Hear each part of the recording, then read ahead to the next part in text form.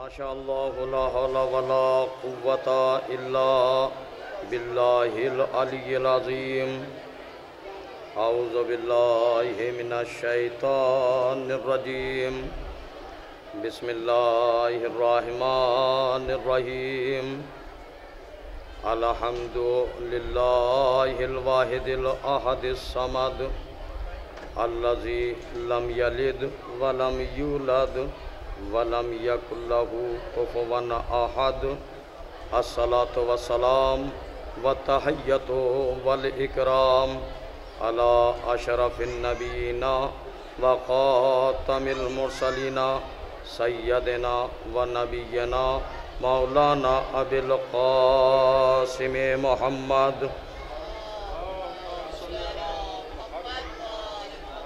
وأہل بیتہ الطیبین الطاہرین المعصومین المظلومین المنتجبین الغر المیامین الذین اذهب اللہ عنہم الرجس وطہرہم تطہیرا اللہم صلی علی محمد وعلی محمد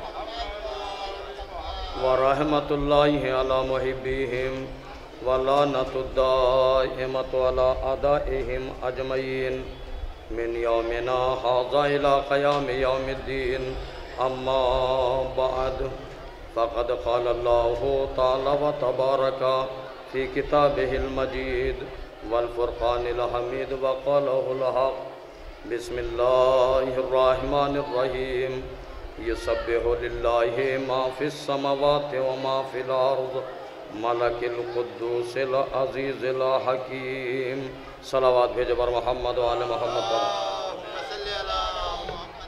بزرگان قوم ملت برادران ایمان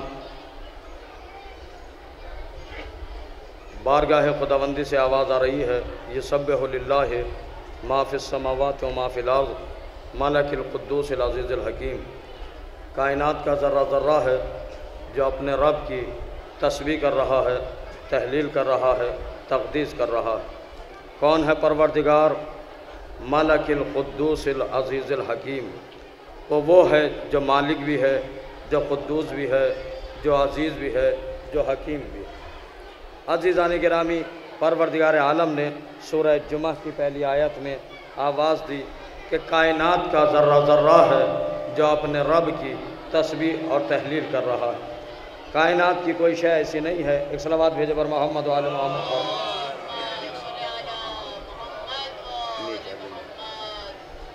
ایک صلوات اور مرحمت فرما دے بر محمد وآل محمد پر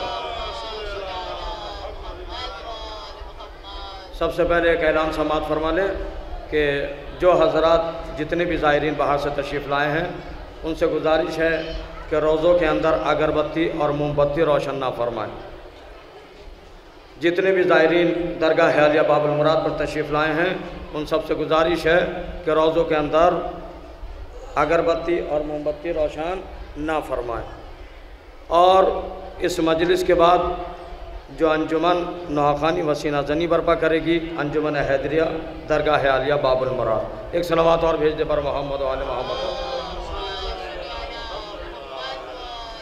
تو عزیزان گرامی بارگاہ خداوندی سے آواز آ رہی ہے کائنات کا ذرہ ذرہ ہے جو اپنے رب کی تسبیح کر رہا ہے تحلیل کر رہا ہے حمد و ثنا کر رہا ہے تقدیس کر رہا ہے وہ کون ہے جس کی حمد و ثنا کی جا رہی ہے وہ مالک ہے قدوس ہے عزیز ہے حکیم ہے مالک کسے کہا جاتا ہے جس کے قبضہ قدرت میں پوری کائنات ہو اسے مالک کہتے ہیں قدوس جو طیب و طاہر ہو عزیز جو طاقتور ہو پروردگار عالم نے اس کے بعد جو اپنی صفت سنائی ہے اور گنائی ہے وہ یہ ہے حکیم پروردگار وہ ہے جس کا ہر عمل منصوبوں کے ساتھ انجام پذیر ہوتا ہے اس کا مطلب یہ ہے کہ پروردگار عالم اپنا کوئی بھی فعل بغیر منصوبے کے انجام نہیں دیتا اب عزیزان گرامی بارگاہ خداوندی سے فوراً پھر آواز آتی ہے هو الذی بعث فی الامیین رسولا منہم یتلو علیہم آیاتہ ویزکیہم وَيُعَلِّمُهُمُ الْكِتَابَ وَالْحِكْمَةَ وَإِنْ كَانُوا مِنْ قَبْلُ لَفِي ضَلَالٍ مُبِينٍ وہ وہی خدا ہے کہ جس نے امیین میں سے رسول کو مبعوث کیا، کس لیے؟ آیات کی تلاوت کرنے کے لیے، تزکیہ نفس انجام دینے کے لیے، کتاب و حکمت کی تعلیم دینے کے لیے۔ معلوم یہ ہوا پروردگار عالم نے بھی اپنے 4 صفات گنائے، رسول اللہ کے بھی 4 کام گنائے، اور گنانے کے بعد درمیان میں لفظ ہوا رکھ دیا۔ یہ ہوا اس لیے رکھا تاکہ دنیا کو بتا سکے کہ اگر میری معرفت ہوتی ہے تو مرسل اعظم کے ذریعے ہوتی ہے۔ ایک صلوات ہے جبر محمد و آل محمد پر۔ تو اللہ تو اپنی معرفت کرانے کے لیے محمد مصطفیٰ کو وسیلہ بنائے، دنیا وسیلہ ماننے کے لیے ہی تیار نہ ہو تو کتنی عظیم منزل ہے۔ توجہ دیجئے گا، اس پروردگار عالم نے اپنے ہادیوں کا اہتمام کیا، نبیوں کو بھیجا، رسولوں کو بھیجا۔ اور میں آپ کی خدمت عالیہ میں عرض کروں کہ اللہ نے پوری انسانیت میں سے 1,24,000 نبیوں کو منتخب کیا۔ 1,24,000 نبیوں میں سے پروردگار عالم نے 313 رسولوں کو منتخب فرمایا۔ 313 رسولوں میں سے پروردگار عالم نے 5 اولو العزم پیغمبر کو چنا، اور 5 اولو العزم پیغمبر میں سے پروردگار عالم نے ایک خاتم النبیین کو چنا۔ تو اب کہنے دیجئے کہ دنیا کا کوئی انسان یہ نہیں کہہ سکتا کہ میں نبی جیسا، کوئی نبی یہ نہیں کہہ سکتا کہ میں رسول جیسا، کوئی رسول یہ نہیں کہہ سکتا کہ میں اولو العزم پیغمبر جیسا، کوئی اولو العزم پیغمبر یہ نہیں کہہ سکتا کہ میں خاتم النبیین جیسا۔ میں ایک جملہ کہنا چاہتا ہوں، جب انبیاء خاتم النبیین جیسے نہ ہو سکے تو عرب کا بدو نبی جیسا کیسے ہو سکتا ہے؟ صلوات جبر محمد و آل محمد پر غور فرمائیے گا۔ اس کا مطلب یہ ہے پروردگار عالم نے جن ہادیوں کو بھیجا، ان کو کس لیے بھیجا؟ انسان کی ہدایت کے لیے۔ میں آپ کی خدمت عالیہ میں ایک فقرہ کہوں، اللہ نے جتنے بھی ہادی بھیجے سب انسانوں کے لیے، شریعت آئی انسانوں کے لیے، کتابیں آئیں انسانوں کے لیے، جتنے بھی صحیفے آئے انسانوں کے لیے۔ کتنے صحیفے؟ 114 صحیفے۔ غور فرمائیے گا، اللہ نے جو نبیوں کو، ابرار بھائی ادھر آ جائیے، ایک صلوات بھیجے پر محمد و آل محمد پر۔ اس لیے سامنے سننے والا تو ہونا چاہیے۔ ایک صلوات اور بھیجے پر محمد و آل محمد پر۔ افسر بھائی غور فرمائیے گا، اللہ نے کتنے صحیفے بھیجے انبیاء پر؟ 114۔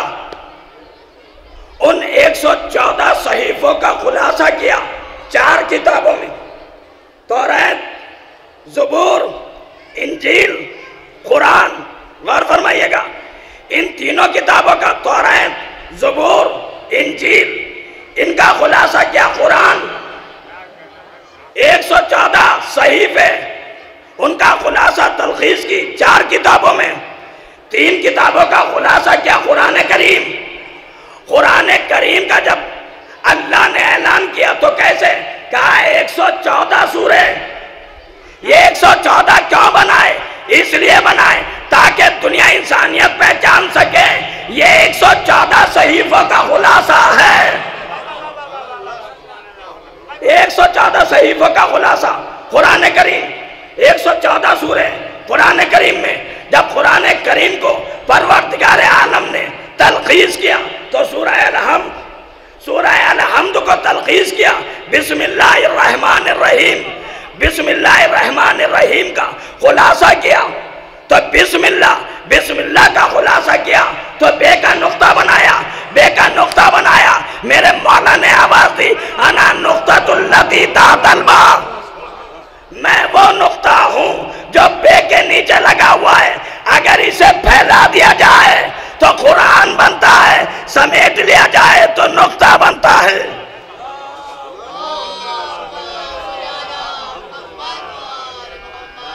ایک اس سے بہتر صلوات بھیج دے پر محمد و آل محمد۔ تو اللہ نے کتابیں اتاری، انسانوں کے لیے نبی بھیجے، انسانوں کے لیے رسول بھیجے، انسانوں کے لیے توجہ دیجیے گا، جتنے بھی ہادی آئے انسانوں کے لیے، کتابیں انسانوں کے لیے، مذہب انسانوں کے لیے، شریعت انسانوں کے لیے، دین انسانوں کے لیے۔ کیوں؟ پروردگار عالم کوئی ایک نبی درختوں کے لیے بھیج دیتا، غور فرمائیے گا، کوئی ایک نبی پہاڑوں کے لیے بھیج دیتا، کوئی نبی حیوانوں کے لیے بھیج دیتا، لیکن اللہ نے پہاڑوں کے لیے نبی نہیں بھیجا۔ غور فرمائیے گا، اللہ نے کوئی نبی پہاڑوں کے لیے نہیں بھیجا، جمادات کے لیے نہیں بھیجا، نباتات کے لیے نہیں بھیجا، حیوانات کے لیے نہیں بھیجا۔ جتنے بھی نبی آئے وہ سب کے سب انسانوں کے لیے، نبی انسانوں کے لیے، رسول انسانوں کے لیے، اولو العزم پیغمبر انسانوں کے لیے، کتابیں انسانوں کے لیے، شریعتیں انسانوں کے لیے۔ اے پروردگار، یہ معاملہ کیا ہے کہ تو نے سب کچھ انسان کے لیے بھیج دیا، نہ کوئی پہاڑ کے لیے، نہ جمادات کے لیے، نہ نباتات کے لیے، نہ حیوانات کے لیے۔ اللہ نے آواز دی، خاموش، تجھے معلوم نہیں ہے میں نے انسان کے لیے ہادی کیوں بنائے ہیں؟ اس لیے بنائے ہیں کہ نباتات، جمادات، حیوانات کوئی اپنی حد سے آگے نہیں بڑھا، کوئی اپنی حد سے آگے نہیں بڑھا۔ پتھر نے کبھی یہ نہیں کہا کہ میں درخت جیسا،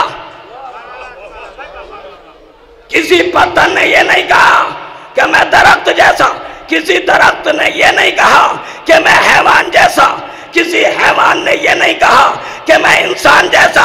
یہ حضرت انسان ہے۔ فرعون کی خواہش کہ اسے خدا مانا جائے، مسلمہ کذاب کی خواہش کہ اسے نبی مانا جائے، دو رکعتی ملا کی خواہش کہ اسے امام مانا جائے۔ ایک صلوات بھیجے بر محمد و آل محمد۔ عزیزان گرامی توجہ دیجیے گا، میں زیادہ زحمت نہیں دوں گا اس لیے کہ تمہیدی مجلس ہے، میں بھی درگاہ کے خادموں میں سے خادم ہوں، ذمہ داری زیادہ ہے، 40 انجمنیں کم سے کم، اور ذاکرین بھی ماشاءاللہ 5 ذاکر ہیں، 40-42 انجمنیں ہیں، ان کو سب کو پڑھوانا بھی ہے۔ اب اگر میں زیادہ دیر پڑھا تو ہر انسان کہے گا گھر کا آدمی ہو کر سب سے زیادہ پڑھ رہا ہے، تو میں بہت کم پڑھوں گا، غور فرمائیے گا۔ لیکن جو بات کہنا چاہتا ہوں اس کو توجہ سے سن لیجئے، غور فرمائیے گا۔ اللہ نے جتنے نبی بھیجے انسانوں کے لیے، کیا؟ اس لیے کہ انسان اپنی حد سے تجاوز کرتا ہے، انسان اپنی حد سے تجاوز کرتا ہے، نبیوں کو کہتا ہے ہمارا جیسا۔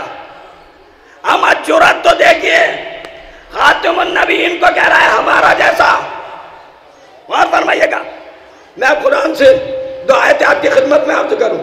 جناب سلیمان بارگاہ خداوندی میں دعا کرتے، اے پروردگار ان عامل صالحا لترضاہ، اے پروردگار مجھے ایسا عمل سکھا دے جس سے تو مجھ سے راضی ہو جائے۔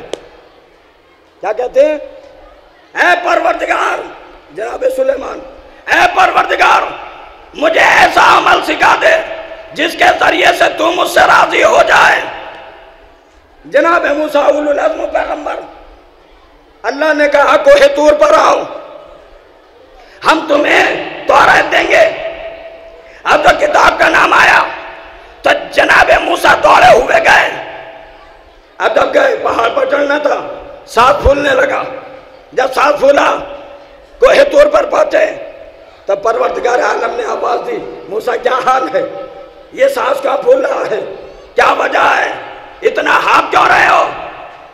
تب قرآن کریم نے ان لفظوں میں جنگا دی، آواز دی جناب موسیٰ نے، اجلتو الیکا یا رب لترضا، اے معبود میں نے آنے میں جلدی اس لیے کی تاکہ تم مجھ سے راضی ہو جائے۔ غور فرمائیے گا، کیا کہا؟ میں نے آنے میں جلدی اس لیے کی تاکہ تم مجھ سے راضی ہو جائے۔ تو جناب سلیمان نبی ان کی دعا اللہ مجھ سے راضی ہو جائے، جناب موسیٰ اولو العزم پیغمبر دعا کر رہے ہیں اللہ تو مجھ سے راضی ہو جائے، غور فرمائیے گا، اللہ راضی ہو جائے۔ اصحاب کرام کتنے محترم ہیں، ان پر جانے نثار ہاتھ کہتے ہیں یا نہیں کہتے؟ رضی اللہ عنہم، اللہ ان سب سے راضی ہو جائے۔ بھئی دعا ہے نا، اصحاب کرام کا جب نام لیتے ہیں تو کیا کہتے ہیں؟ حضرت جابر بن عبداللہ انصاری رضی اللہ عنہ، اللہ ان سے راضی ہو جائے۔ جناب سلمان فارسی رضی اللہ عنہ، اللہ ان سے راضی ہو جائے۔ اس کا مطلب یہ کہ دعا کرتے ہیں اصحاب کرام کے لیے اللہ ان سے راضی ہو جائے۔ غور فرمائیے گا، نبوت کو سن لیجئے، رسالت کا مرتبہ سن لیجئے، خاتم النبیین کا مرتبہ سن لیجئے، طیب و طاہر کا مرتبہ سن لیجئے، طٰہٰ و یاسین کا مرتبہ سن لیجئے، سید و سردار کا مرتبہ سن لیجئے۔ اللہ نے آواز دی، اے دنیا والوں پہچانو نبیوں کی تمنا اللہ مجھ سے راضی ہو جائے، اولو العزم پیغمبر کی تمنا اللہ مجھ سے راضی ہو جائے، سارے اصحاب کی تمنا اللہ مجھ سے راضی ہو جائے۔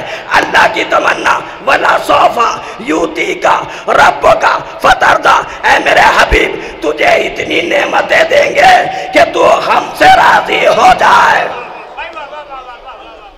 ہم تجھے اتنی نعمتیں دیں گے کہ تو ہم سے راضی ہو جائے۔ دنیا اسلام کے لیے ایک فقرہ کہنا چاہتا ہوں، جب سارے نبی سارے اصحاب مل کر رسول جیسے نہیں تو عرب کا بدو رسول جیسا نہیں ہو سکتا۔ ایک صلوات بھیجے بر محمد و آل محمد۔ عزیزان گرامی، بارگاہ خداوندی سے آواز آ رہی، پہچانو میرے رسول کی عظمت کو۔ ہم نے کیوں بھیجا ہے؟ نبیوں کو کیوں بھیجا گیا؟ اس لیے بھیجا تاکہ انسانوں کی ہدایت کی جائے۔ غور فرمائیے گا، انسان کے گھٹنے کی ہدایت کے لیے آئے، ہاتھوں کی ہدایت کے لیے آئے، آنکھوں کی ہدایت کے لیے آئے نہیں۔ شیخ طوسی نے اپنی کتاب میں لکھا، عقائد میں لکھتے ہیں اللہ نے نبیوں کو اس لیے بھیجا تاکہ عقلوں کی ہدایت کریں۔ نہیں، غور فرمایا، کس لیے بھیجا؟ عقلوں کی ہدایت کے لیے، عقل کی ہدایت کے لیے اللہ نے نبیوں کو بھیجا۔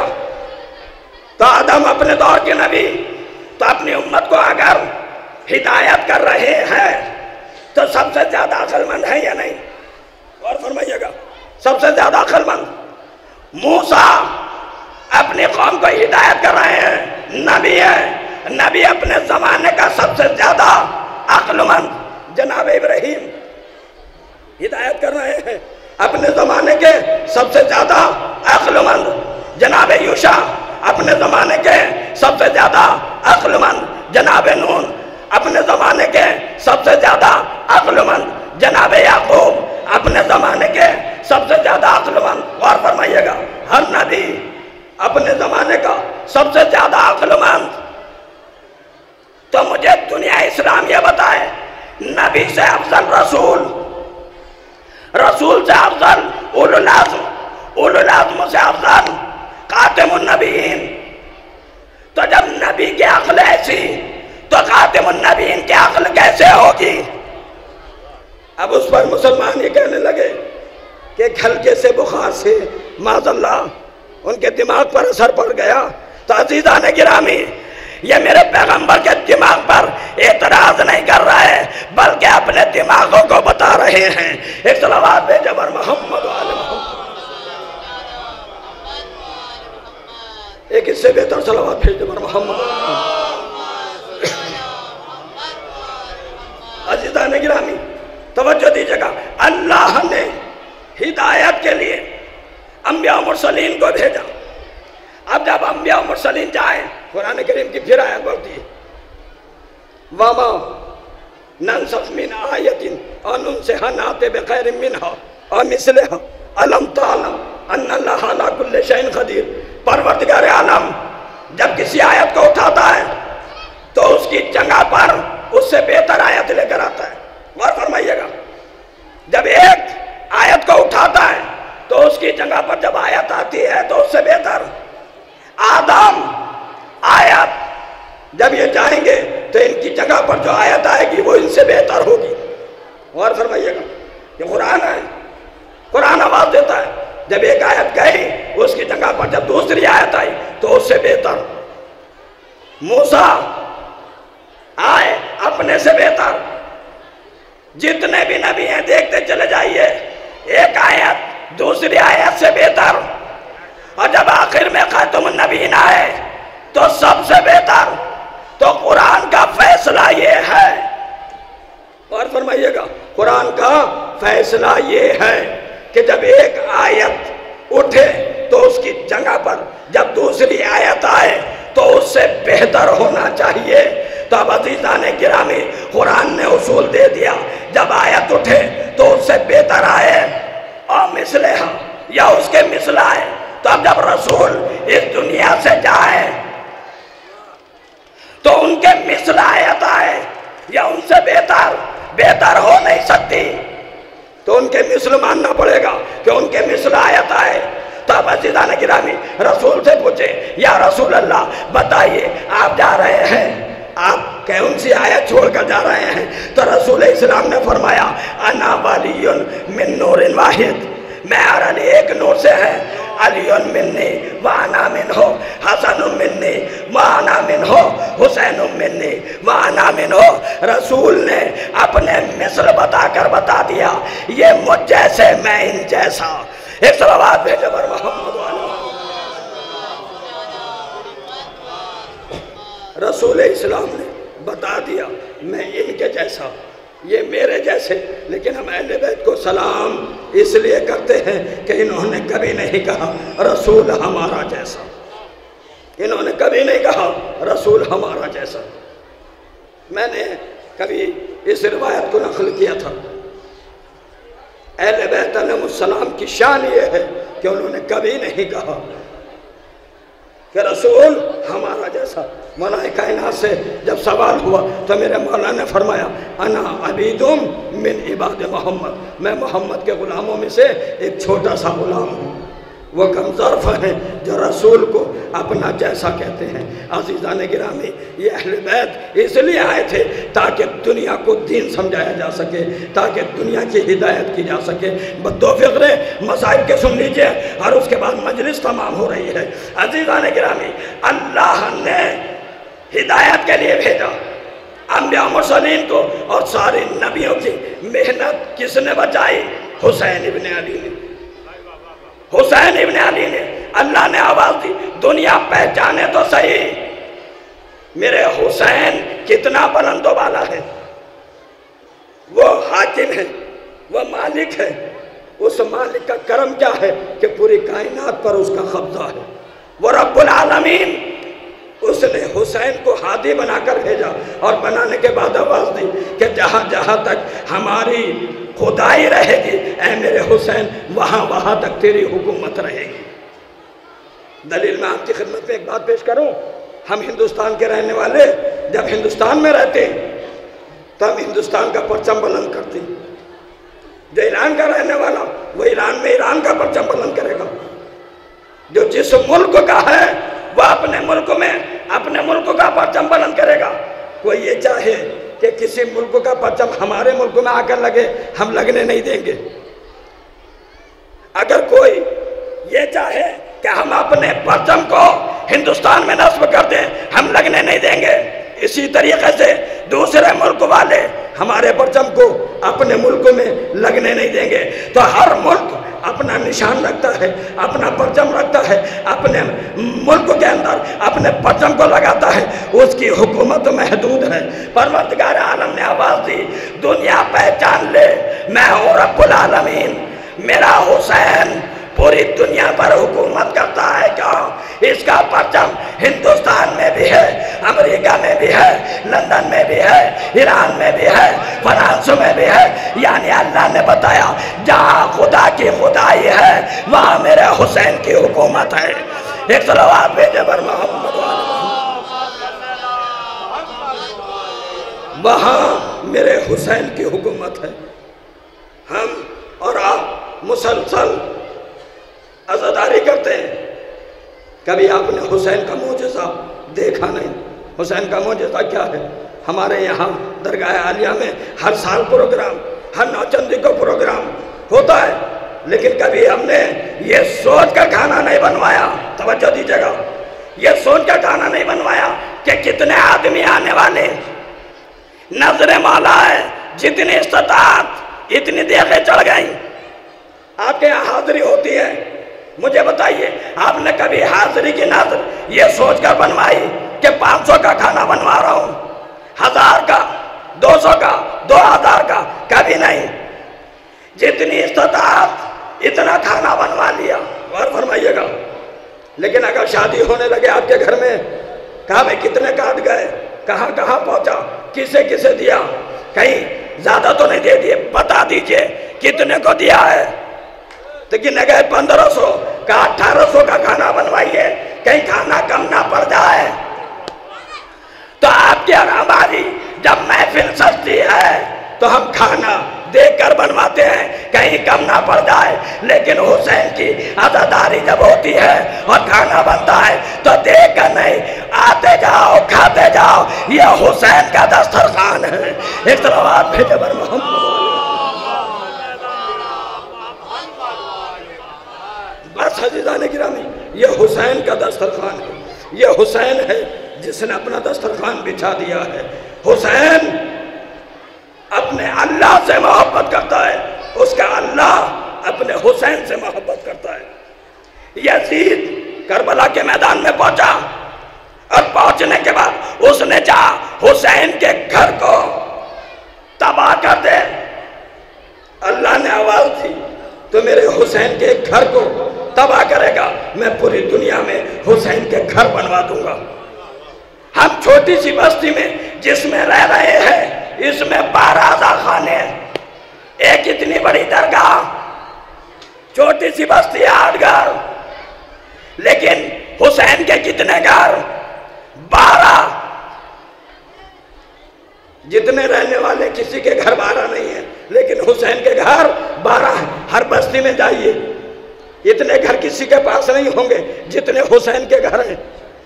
اما ہندوستان کے گھر نہیں گن سکتے ہیں تو پوری دنیا کے گھر کیسے گن سکتے ہو؟ حسین کے کتنے گھر ہیں انسان اندازہ نہیں لگا سکتا، انسان تصور نہیں کر سکتا۔ آپ کے گھر میں جب مہمان بلاتے تو اپنے حسب استطاعت ہے نا، جتنی استطاعت ہے اتنے ہی ہم مہمان بلاتے۔ اگر 100 کی استطاعت ہے تو 100، 500 کی تو 500، لیکن کوئی ایک ہے ایسا جو پوری دنیا کو دعوت دیتے ہیں، آؤ میرے فرش پر، یہ حسین کا فرش ہے، پوری دنیا آ جائے لیکن فرش کم نہیں پڑتا۔ یہ حسین کی حکومت ہے، یہ حسین کی حکومت ہے جو پروردگار عالم نے دی ہے۔ یزید نے کیا چاہا کہ ہم حسین کو گھر کو ختم کر دیں، اللہ نے آواز دی تیرا نام مٹا دیں گے، حسین کا نام قیامت تک کے لیے زندہ کر دیں گے۔ کیا ہوا عاشور کے دن؟ یزید نے سر قلم کر دیا، لیکن حیات نہ چھین سکا، زندگی نہ چھین سکا۔ حسین نے نو کے نیزہ پر آنے کے بعد تلاوت کر کر بتا دیا ہم زندہ ہیں، ہم دنیا کو زندگی دیتے ہیں، ہم زندہ ہیں، زندہ جاوید ہیں۔ عزیزان گرامی، کربلا کا میدان عجیب میدان ہے۔ حسین صبح سے شام تک 72 لاشیں اٹھا کر لے آئے، اللہ اکبر۔ حسین 72 لاشیں اٹھا کر لے آئے، سیدہ کا لال ہر ایک کے لاشے پر پہنچا، ہر ایک کے لاشے کو اٹھایا، خیمے تک لے کر آ گیا، لیکن بیویوں نے گریہ کیا، ماتم کیا، نوحہ کیا۔ عاشور کا دن جب تمام ہو گیا تب زینب نے آواز دی، اے میرے بھیا، عاشور کی شام تک، عصر کے وقت تک دین کے پرچم کو بلند کرنا تیرا کام تھا، اب اس پرچم کو کوفہ اور شام میں جا کر نصب کر دینا، یہ زینب کا کام ہے۔ زینب اٹھی کہ شام سے اٹھی خیمے جل رہے ہیں، زینب بیویوں کو لے کر ایک خیمے سے دوسرے خیمے میں پہنچی، آخر میں وہ خیمہ بچا جس میں سید سجاد تھی، بیمار کا شانہ ہلایا، ہلانے کے بعد آواز دی، اے بیٹا، اے سید سجاد، ارے میرے لال رس سے آنکھ تو کھولو، دیکھو قیامت آ گئی، خیمے جل رہے ہیں، میرے لال یہ بتاؤ خیموں میں جل کر مر جائیں یا سر برہنا خیموں سے باہر نکل جائیں؟ اللہ اکبر، کتنا مشکل تھا امام سجاد کے لیے پہلا حکم، اے بھوبی اماں جان کا بچانا واجب ہے، خیموں سے باہر نکل جائیے۔ زینب بیویوں کو لے کر بچوں کو لے کر خیمے سے باہر نکل آئی، لیکن خیمے میں سید سجاد، زینب جب بیویوں کو باہر لے کر آ گئی تو جس خیمے میں سید سجاد تھے اس خیمے میں آگ لگی، شعائیں بلند تھی، شعلے اٹھ رہے تھے، زینب باہر کھڑی ہوئی ہاتھ کو مل رہی تھی۔ ایک مرتبہ حمید ابن مسلم کہتا ہے میں نے دیکھا، کیا دیکھا؟ بی بی ہے جو اپنے ہاتھوں کو مل رہی ہے، آواز میں نے دی اور دینے کے بعد کہا اے بی بی یہ بتا تیرا اس خیمے میں کیا ہے؟ تیرے سر کی چادر چھن گئی، تیرا مال و اسباب لوٹ لیا گیا، تیرے بچے قربان ہو گئے، اب تیرے پاس کیا ہے؟ اس خیمے کی طرف کیا دیکھ رہی ہے؟ کیوں ہاتھ مل رہی ہے؟ بس زینب جواب نہیں دیتی۔ ایک مرتبہ نجف کا رک کر آواز دی، اے مشکلوں کو حل کرنے والے بابا آئیے میری مشکل کو آسان کریے۔ اور یہ کہنے کے بعد کہا یا علی مدد، زینب خیمے میں پہنچی، سید سجاد کو اٹھایا، باہر آئی، واقع پر دبا پر خاک کربلا پر سید سجاد کو لٹایا، لٹانے کے بعد مقبر کا رک کر آواز دی، اے بھیا، ارے میرا سجاد، اے بھیا میں تیری امانت کو جلتے ہوئے خیمے سے اٹھا لائی، اے بھیا دیکھ سر برہنہ ہوں، یہ چھوٹے چھوٹے بچے، اللہ لعنت اللہ علی قوم الظالمین سیعلم الذین ظلموا ای منقلب ینقلبون، ماتم حسین۔